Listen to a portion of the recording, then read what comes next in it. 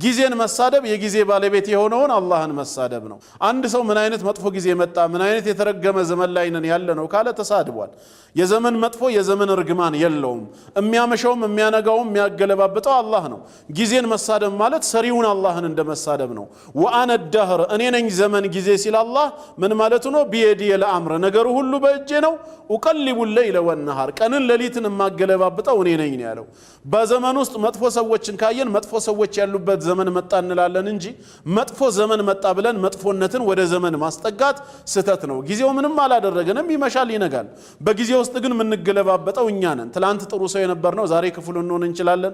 ነገ ተውበት አድርገን ልንመለስ እንችላለን። የትላንቱ ቀን ግን ዛሬም ነገም ነው። እየመሸ እየነጋ ነው። በእኛ ህይወት ውስጥ ጊዜ ተጽዕኖ አሳርፎብን ጥሩ የነበርነውን መጥፎ አላረገንም ወይ መጥፎ ሰዎችን ጥሩ አላረገም።